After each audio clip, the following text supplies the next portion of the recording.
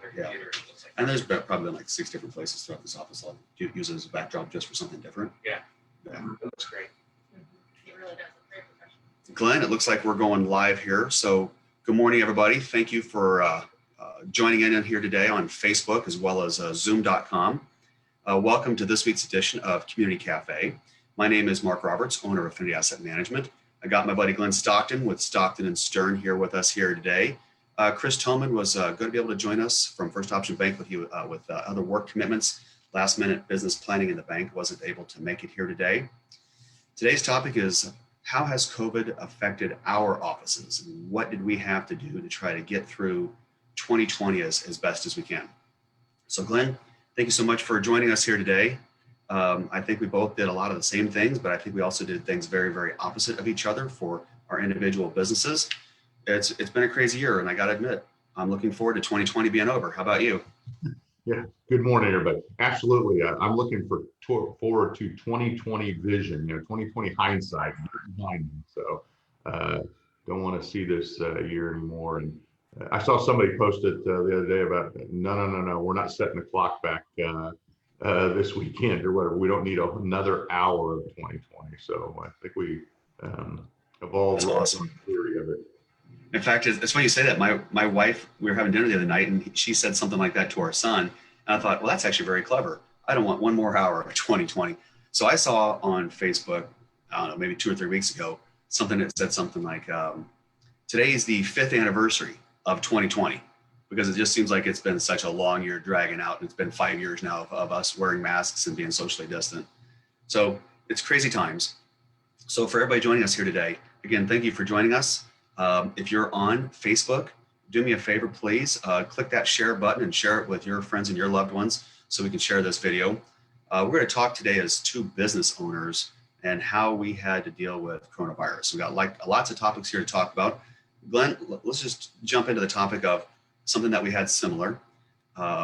We're used to having a lot of our client meetings either on the phone or in person. So if it's with an existing client and we're doing reviews, a lot of times we'll do those on the phone.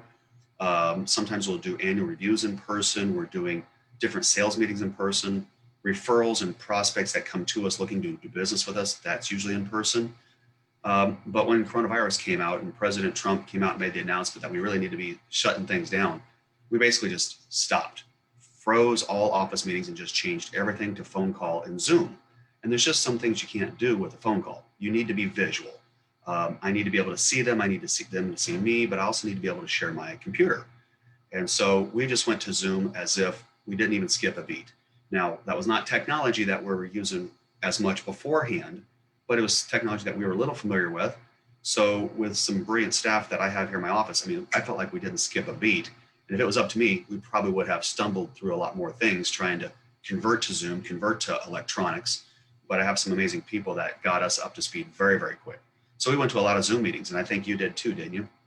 We did. And so, for us, we were already using Zoom, but not for client meetings. We were using them for team meetings because we have 2 offices. We've got our office in Gardner where I'm sitting this morning. We have an office in Corporate Woods.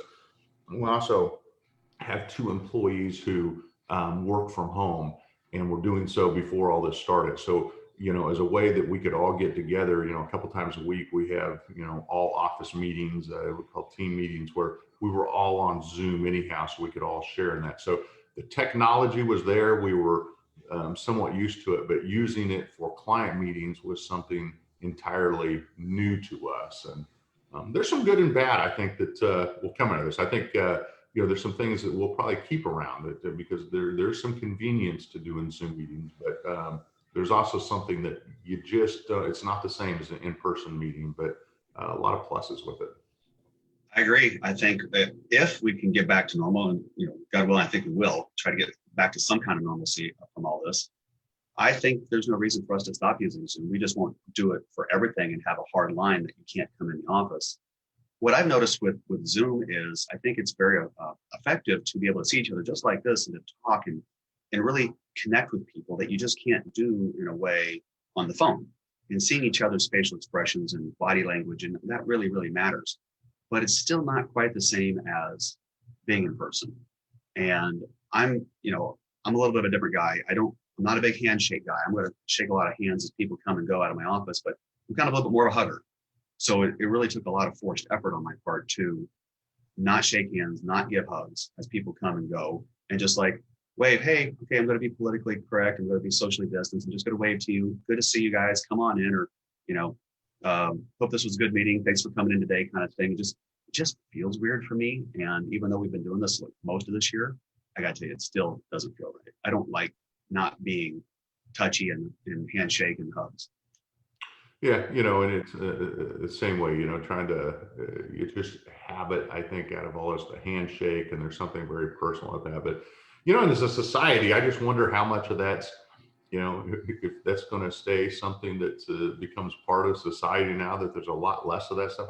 You know, who knows where things go with this, but we've certainly, we refrain from that. And we've got signs up, for that, because one thing, and we'll get into this, but you know, we do now, where in the beginning there was nobody here at the office. You know, we get back when we do see people, it's no handshakes, you know, and try to keep the social distance in those times. Well, that's actually one of my talking points. So since you actually brought that up, why don't you tell everybody who's watching here today, when coronavirus happened, you took a different path than us of working from home. And so why don't you tell everybody what you guys did at Stockton and Stern, and then I'll come in and kind of tell you what we did, because I know we were very opposite of you. Yeah, so we kind of saw a little bit of what was coming. So Sophia Kant, who's one of our attorneys, she also happens to be my daughter.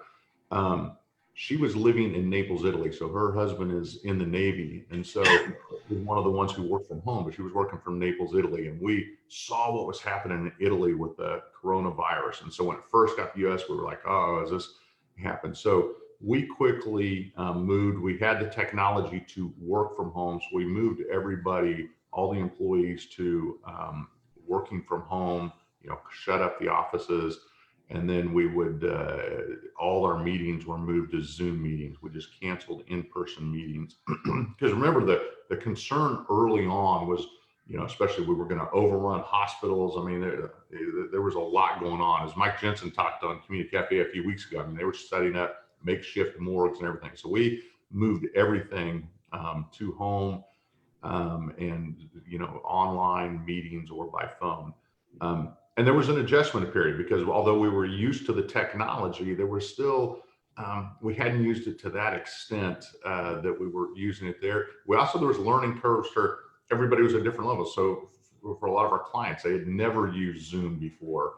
And one of the ideas that, you know, I think we stole from your staff, because you do have amazing staff there, Mark. And, you know, we kind of came up with what we call like a concierge service, right? We had a staff member that was there to help clients, you know, get on Zoom and make sure they had links, and, you know, be able to connect with them, you know, if they had questions, was kind of monitoring things. So yeah, we went to that early on, and we stayed that way for several months, where you know, everybody was working from home. Well, I'm glad you said that, because I have a couple people in my office who allowed the change to happen really quick and to be electronic for a lot of things, right down to going to Zoom meetings, as well as doing paperwork. All the things we have to do with clients with paperwork, everything is now electronic. And so one of the things I love about working with your office is not just because you guys are really great attorneys that explain things to our clients in layman's terms, and you build beautiful estate plans, including my own estate plan that I have scheduled to be revised and signed for now. So thank you for doing that. But it's my office is able to help your office, and there's other times where your office has been able to help my office. Two businesses, you know, just helping each other in today's community, in today's coronavirus environment. So I'm glad that we had some people step up and do some things outside their box of their normally daily activities to kind of jump in and literally be a concierge, and not just a concierge for our clients, but kind of a concierge to all the people in the office that have direct contact with clients through phone calls and webinars and Zoom meetings, so that when something's not right and we're not doing it right, boom, they just jump right in and help out. So yeah, I appreciate you saying that. Hey, something else I was going to talk to you about was, you and I like to go out in the public through our nonprofit, your nonprofit and my nonprofit, and we like to go out and do workshops where we just educate the community on topics of estate planning together. And then I know you also do some more on long-term care, while I do some more on Social Security planning. And what I found is Yeah, we got to stop that. You and I, we agreed we got to stop. We don't want to go out in public. We don't want to risk ourselves, our staff. We don't want to go be around other people and bring something back to our families and bring something back into our office. So you and I just instantly just jumped right into doing webinars. And I don't know about you, doing this over a web like this was a little hard at first. It was hard for me just trying to get used to it. Now I feel like it's second nature. I can do it with you very easy, but doing those like hour-long webinars where we're not pitching product and we're just teaching our community these things through our nonprofit. I love doing it. But I got to tell you, I thought you were a rock star. I think I felt butterflies at first, just trying to talk to a camera and try to feel like I'm talking to people. But in reality, I'm just talking to a camera lens. But I thought you did fantastic coming out of the gate. So I think you made things easier for me when we did our joint webinars for estate planning. So I thought that was kind of interesting. It's, and I suppose it's not really that much different, doing it on a camera. There's different. I'm an old-fashioned, guy. Like as my dad called it, belly to belly, right? I like to kind of look somebody in the eye, and there's something you just miss that when you're on the camera. But I think as a society, we're all getting more accustomed to this, and then, so the more we do it, the more comfortable we get with it. The more technology's improving. But believe me, we went through, we had some issues with it early on, sound quality not working well, things like that, you're all of a sudden trying to scramble and, get a new piece of equipment really quick, and, things sometimes in the middle of it that you just, it's easier to deal with those things in person when you don't have to rely on technology so much. Yeah, you're right. How smooth things seem to be right now. At first, it wasn't quite as smooth. One of my favorite things I did with you, I remember Tamala, Glenn's wife, was in the background trying to help him out, trying to stay out of camera, and she's on her knees crawling across the floor behind Glenn, thinking that she's not on camera, but in reality, we can all see her on camera because she's trying to get to the other side from where she was so she can make some adjustments to cameras and microphones for Glenn. I know myself, we had all of a sudden we have meetings and we have our cameras, and our cameras have built-in microphones into them. And we have, I don't know, 5 or 6 here in the office, throughout the office, so we can use them in different places. All of a sudden, 1 or 2 stop working. What do we do? And then it's like jump onto Amazon, because we're not going to go to a store. We just kind of go find some more cameras and microphones. And then, of course, everybody else in the world is buying cameras and microphones. So the supply was super low at first. And then the panic of, okay, we only have a couple of cameras. And yet we have all these people that need to do Zoom meetings with clients. So the constant juggling of schedules to make technology work, and when technology broke on us, we had to get replacements. It's been a crazy 2020. Hey, so something I wanted to share with you, and I know you know this, but I don't know, a lot of listeners don't know this. So we went from having in-person workshops out in the community to having webinars. So that was one thing we did. Paperwork. Our clients just seem to think that paperwork is easy because I have an amazing team that does the paperwork like you do. You have people that does all the paperwork. But we used to go from having to sign everything, come in person and sign everything, to now it's electronic. We just email it and clients just click some boxes, and that box puts their signature on it, and they roll through and read it and accept, and put their signature in certain places. It's all electronic. They don't actually sign. They just click a box that puts a digital signature on it. And it's like, how great is that technology? And that stuff's been around for a while, but we've just not needed it because I like to do things in person. But I know you as well went to signings and paperwork electronic, didn't you? Well, different because the legal requirements, the law hasn't really caught up with technology. So, I mean, we have documents that have to be witnessed, and the law requires that the witness has to be in their physical presence. So, there's certain documents that you just can't do the way. And there had been a push among states prior to COVID, totally unrelated to COVID. Just there'd been a push for a law, they called it RONI, Remote Online Notarization Act, RONA, I guess. But neither Kansas or Missouri had adopted that. So it's one that's being pushed for all the states to adopt it. But what we had, since neither state had adopted it, the governors of both states issued executive orders that allowed for some electronic signing, but each state had kind of its own requirements. It was very cumbersome, but it could be done, but it required a lot from the client. So one thing we instituted was early on, that's all we were doing, right? We just said, look, we can't, the ones that have witnesses are just going to have to wait because we were all in lockdown at that point and weren't supposed to have any, clients in. So we kind of got the documents done that didn't need witnesses. But as soon as we were able, we instituted drive-through signing. So I never thought we were going to have a drive-through to law practice.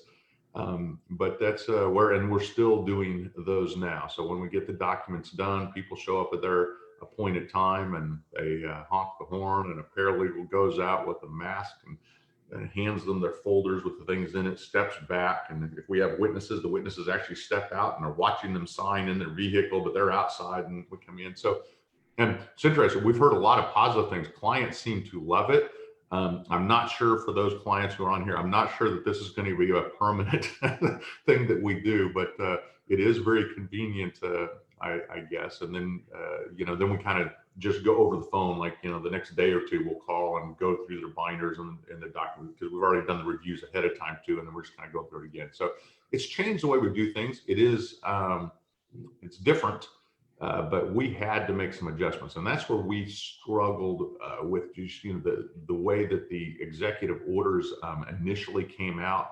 It was just very, very cumbersome to do, and hopefully the law will now catch up with technology and allow some of this. Because I don't know any reason why I couldn't witness you sign something on camera, but currently the law doesn't allow for that. It has to be a physical witness. So even with that online notarization act, it didn't deal with that. But documents that have to be witnessed, and it can't be your family members typically. So it's a struggle. So one of the things I noticed when we did these things for clients, I think they too also thought this was a neat benefit for them. I think most people realize, we can't shut down just because of coronavirus, and they still have things they have to do. In your case, legal stuff. In my case, financial stuff. And I think, in my opinion, what I found is clients super, super appreciate the fact that we are being so sensitive to the subject of coronavirus and still allowing them to do business with us, but in a very, very safe manner. Getting their questions answered, implementing the things we need to implement, doing things electronically, doing it through Zoom, doing it so it's complete safety. And I think the same thing, because I have some of my clients are your clients as well. And I've had them come back to me and talk to me about how that process went with you. And of course, I knew a lot of that stuff they would say, but through the coronavirus, I would hear some news stories about they really wanted to get this done. What if they're one of those people that got the coronavirus? They got sick, they went to the hospital, and then their spouse can't come and see them. And what if they just happen to be one of those unfortunate ones that gets really, really sick and ends up dying? It was the need to get that estate plan done and in place.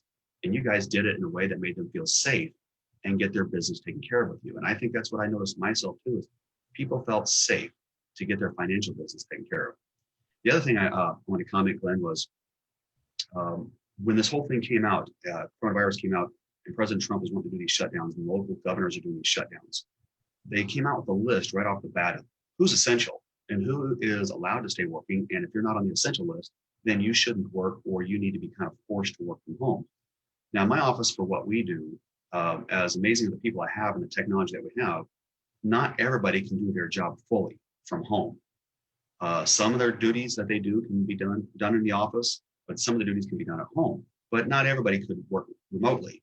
And so through coronavirus, we actually were one of the groups of people that were called an essential workers because we're in the financial industry. But immediately we just put protocols in place. Let's wear masks. Let's hand sanitize, put hand sanitizer, or let's have hand sanitizer spray with towels that we can just wipe everything down after we use it. So even though people aren't coming in, zero people coming in our office. It was just us. And although us and our families are trying to all be safe and not bring anything into our work family, we still had one person in our office that got coronavirus about a month ago. And she was in here working 4 days before we knew about it. And who knows how she got it? It was completely unintentional. She got it from her husband. Who knows how her husband got it? But, of course, as soon as we find out, we send her home immediately. You need to go get tested, go home. She tested positive. And every one of us in the office also went and got tested. We all came back negative. So I'm thankful that we all came back negative. That employee has since come back to the office. She's fully healthy now 3 or 4 weeks, clean of this. And she had mild symptoms, but she's healthy, most important thing. But I love that our protocols that we put in place by our team here, we put clear plexiglass up between people who kind of work a little bit closer to each other. And we are requiring everybody to wear masks. So if you're at your desk or in your office, you don't have to wear a mask. But if you get up and leave, you go talk to somebody else, go to the kitchen, go to the bathroom, go anywhere else in the office, conference room, got to have your mask on. And so our protocols work. And so the advice that we've gotten, let's say from our government, our local government, the CDC or whatever, it worked. And so thank goodness only one of us has gotten in the office, and more important, thank goodness that person fully recovered and didn't really have any serious symptoms. But for you, not everybody stayed working. You instantly went to doing things from home. Most of you, isn't that right?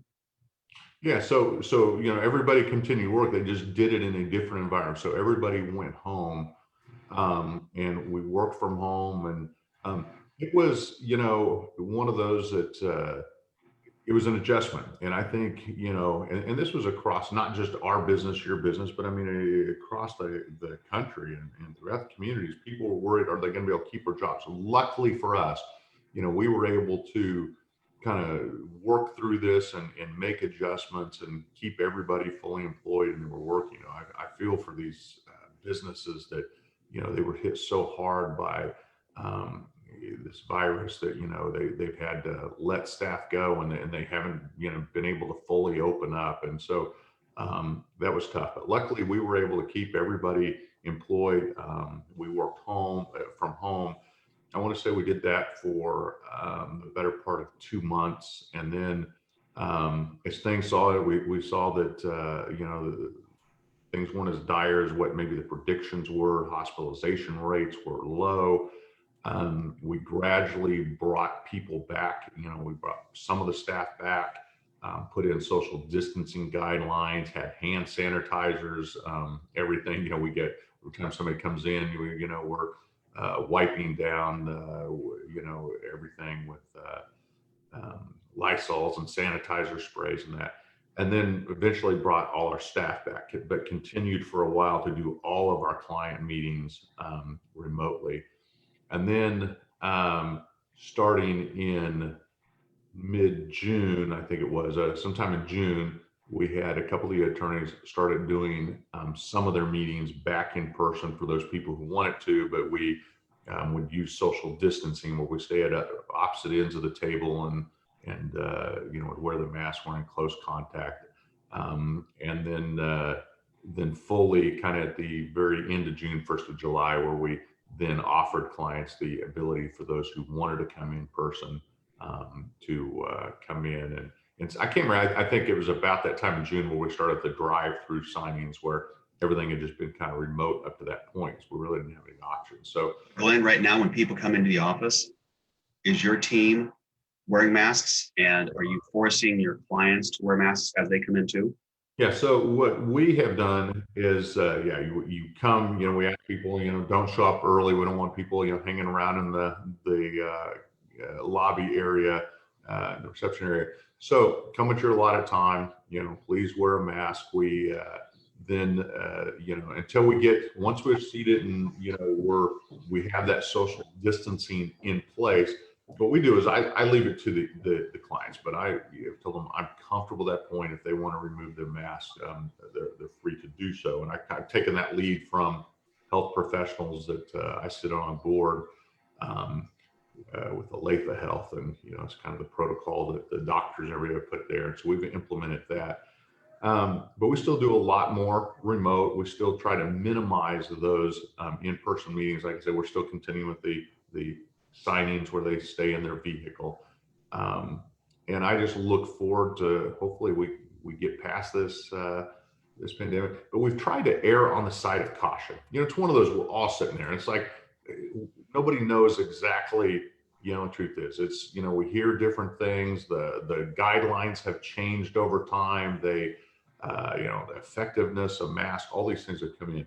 We work with a segment of the population that is more vulnerable, right? Because we do a lot of elder law planning. So we want to be, very cognizant of that and be responsible to our clients. So we try to err on the side of caution. And the one of the things I tell people, and I know we've all gotten weary of this and we all want it to be over. And I think, and sometimes we can overreact to things, but at the same time, I tell people we got to remain diligent to some extent too, especially as we're going into flu season. We have seen numbers up, so to me, it's a balance, right? It's not all one way or the other. I think there's a balance, and I just encourage people, let's stay diligent and let's remember our more vulnerable segments of the population. I have a family member. I just learned last night. I've got a family member who yesterday tested positive with COVID. So in his early 50s, and so hoping and praying for the best there. But I've known some people that have been really hit hard. I had an aunt who died of COVID, but she was in that vulnerable population, right, in a nursing home. So we're just trying to be real diligent in continuing that. Well, a couple things that we've added to this year from 2020 because of coronavirus for different reasons. One is this community cafe. We've had some great speakers on with us. We've talked to each other about various topics. We've literally done this every single Wednesday for pretty much 90% of this year. We haven't missed a beat. Sharing that around between you and myself and Chris Tillman. I love that we did this. I love these topics. I just see week by week, the followers increase, more people are sharing it, more people are watching. Interested in hearing how two business leaders in the Kansas City area, how they're handling things. So I love this community cafe. I also, when coronavirus hit in my industry, in the financial world, people were really scared about the stock market. The stock market dropped 35% right out the gate. And we wanted to get our clients to have better education and less anxiety. And when you turn on the news, it's all about drama and selling commercials and getting viewers to tune in. And it's negative, negative, negative, negative.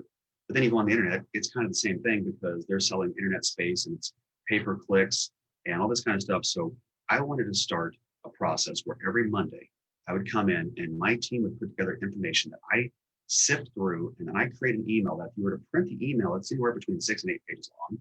It's broken up into lots of different categories, color coded, and we just call it our Monday email. It's stuff I didn't have to do in the past under normal, say, market conditions, but all things coronavirus, election year, vaccine, stimulus. There's just so many things that's going on economically, financially, and politically this year. And then you throw in coronavirus with our health. I wanted to send out emails every Monday. So I'm giving my clients information that is straight from analysts or economists that we get our data from, try to make it layman's friendly to read, not technical over their head stuff, and give them a way to read what's going on and what's happened in the last 7 days, from last Monday to this Monday. So they have more education, they have less anxiety. So they're really happy to do that. It's a big chunk of my time. Overall, it's between 3 and 4 hours every Monday morning to create those emails, but I've had nothing but positive response from people on those. A couple of other things we've had to learn to adjust is kids going back to school.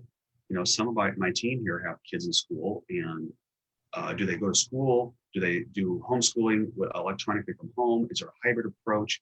We've learned that we had to be a little flexible with our team without docking their pay and that kind of stuff, just to try to let them work from home so they can help their kids get launched on new technology and a new way to do school. My kids are doing this. I understand as a parent the craziness that this brings for our kids. So, we try to treat everybody in the office fairly and try to treat everybody equally. But in times like this, I feel like I have to be a little bit more flexible and to accommodate those, superstar team players that I have, because they're going through stuff in their personal life because of school, stuff they can't control because of coronavirus they can't control, because of the school system they can't control, but they got kids. So we've had to be flexible on things like that. We've also, if somebody in our office wasn't feeling great, sniffles, cold, any kind of crazy little symptoms, all right, go out, go get tested just to be on the safe side. Don't come back in the office. You work from home until your tests come back negative. Oh, your spouse has got something. All right, same thing. Spouse goes get tested. You go get tested. Don't come back in until you test negative. And every single time that we've done that, everybody's come back negative. And it was just false alarms. It was some kind of little cold or sinus problem, or maybe even a flu, but definitely not coronavirus. And the other thing that's kind of happened for us is we decided not to have our annual Halloween party and our annual holiday party, which that to me is kind of like my fun way of saying I love my team, because my team here this is my second family, and sometimes I feel like I spend more time with them than I do my home family.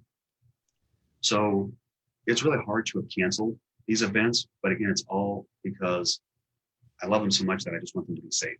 And there were some people that were already telling us that they wanted to opt out of the holiday party, that other people were willing to go to the holiday party. So I didn't feel comfortable having a holiday party for just those who felt comfortable, because in some way that might make those who feel uncomfortable feel a little weird about it. And I didn't want them to feel weird. It's not their fault. They're just trying to be smart for their own personal family, for their own personal health. There is nothing wrong with that. I hate that we've had to cancel those kind of parties, but I feel really, really good about it, because at the end of the day, I'm doing it with the best intent that I say, I love you guys and I want you guys to be safe and healthy. And if you guys do get sick, it's not because we threw a party and we were not being safe and we were not being cautious. So we've had our fair share of craziness throughout coronavirus, and it's still not over. But we're getting through it. We're getting through it, and we're just taking it every day by day and just trying to be flexible and make sure that we're all being smart here in the office.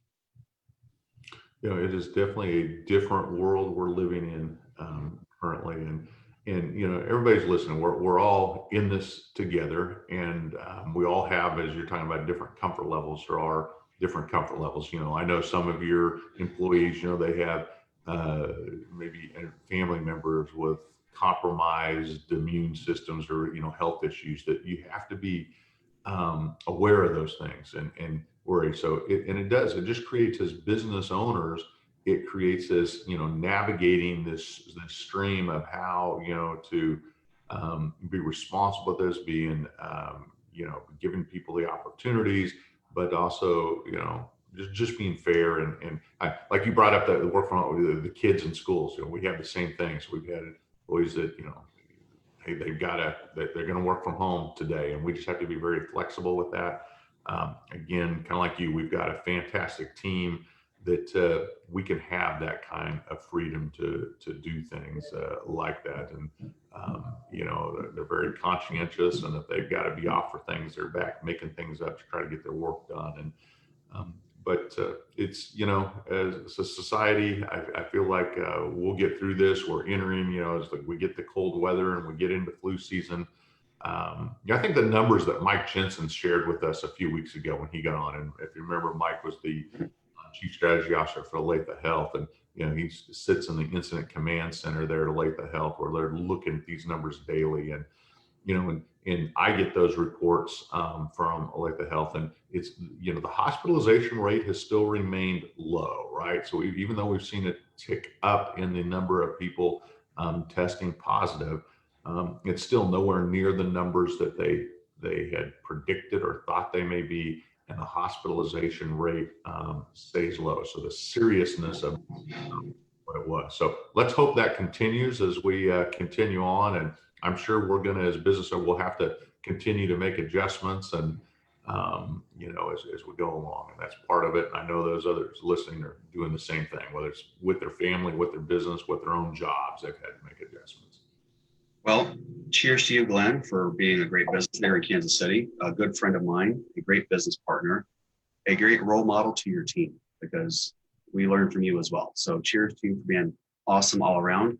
Everybody, I want to thank you so much for joining us here today on this week's Community Cafe, and all things how coronavirus has affected our individual offices and our individual daily lives here at work. One more thing is, just do me a favor. Again, if you don't mind, go back to your Facebook there, click share, and share this with your friends and family so other people get a chance to watch this. And go out on Facebook to our Community Cafe page and click follow there so you can get our updates as we have more events and more topics that we'll be putting out there to share with everybody. Glenn, I know we're going to have some topics that we talked about doing coming up here in the near future, just kind of last minute, as you know, election results, or how election results might affect the stock market, how maybe the stimulus coming out, not coming out, might affect things. The vaccine, when it finally comes out, how that's going to affect things. So I know we got some pretty important topics to talk about, to share with our community. So when those things happen and we can get more information, we'll definitely put that out there. So on that, Glenn, thank you so much for joining us here today. Thank you, everybody, for watching our video. You guys be safe, be healthy, and go out and vote, please. Okay, thanks, Mark. Bye-bye.